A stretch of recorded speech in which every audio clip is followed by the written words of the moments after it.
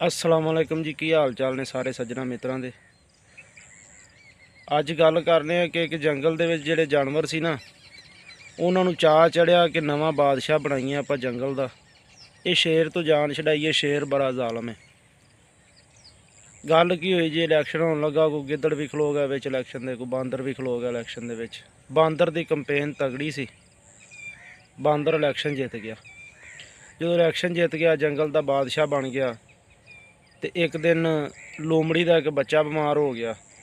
तो वो उत्थे जंगल दे विच उन्हें वजीर मशीर तो रखे को नहीं सी, आपे ही सारा कुछ बादशाह सलामती करते सी। लोमड़ी गई बादशाह कोल भी, सरकार अपने ना जंगल दे विच अपने एरिए दे विच कोई चंगा हकीम कोई नहीं हैगा, ते हकीम का कोई इंतजाम करो, मेरा ना बच्चा बहुत बीमार है।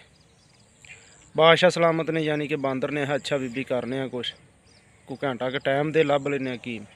बांदर कदी ऐ नूं भज्जा जाए, इधरले दरख्त तो ऐ नूं भज्जा जाए, इधरों ऐ नूं भज्जा जाए, भजनस पूरी कर रहा सी। यानी कि 12 बजे लूमड़ी आई, उन्हें हाँ जी बादशाह सलामत, उन्हें हाँ बीबी परेशान ना हो, गौरमेंट भजनस करन दई है।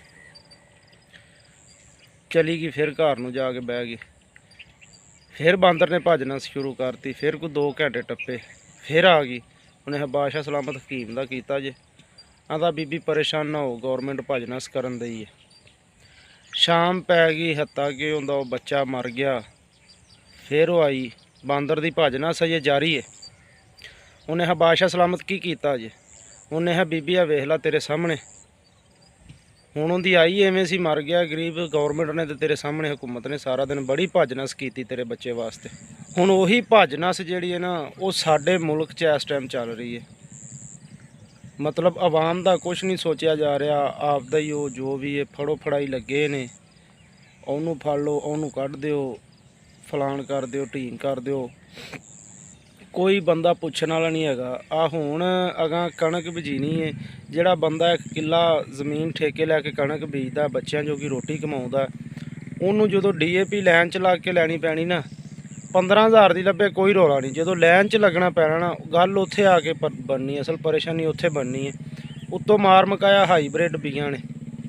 आ थोड़े दिन पहले चीचा वतनी उत्थे गल्ला मंडी, बंदा एक मंजी ते इंज लम्मा पिया, सही ठीक ठाक बंदा, ठीक ठाक जिमीदार, उत्थे पिया गरीब बेहोश हो गया। जो उत्थे पिया बेहोश हो गया तो उन्होंने असी उठाया ठोया, पानी के छट्टे छुट्टे मारे, तो पूछया भी चाचा तगड़ा बंदा है, की होया जी, जिंद जान वालों भी तगड़ा है। उन्हें पुत्रा कुछ नहीं होया। असी नहीं चाचा तेनों कोई रौला, दस की रौला की है। सिर फड़ के बह गया, आंदा पुत्र 10 किले मुंजी बीजी सी, ते 25 मन निकली सारी 10 किलियां दी, यानी कि 2.5 मन किले का झाड़ आया। तो जी 25 मन निकली गए, वो भी 1400-1500 रुपया रेट लगन दिया, लख लख रुपया खर्चा होया। उस चीज़ नूं गौरमेंट कोई नहीं पुछ रही, कंपनियां नूं कोई पुछ दस नहीं हैगी कि तुसी भी जिमीदार नाल एडा वड्डा घपला कीता, इन्ना वड्डा धोखा कीता।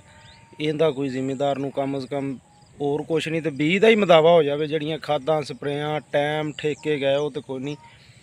इस वास्ते गौरमेंट के अगे अपील है कि कम अज़ कम इस बारे कोई सोचा जाए। मेहरबानी जी।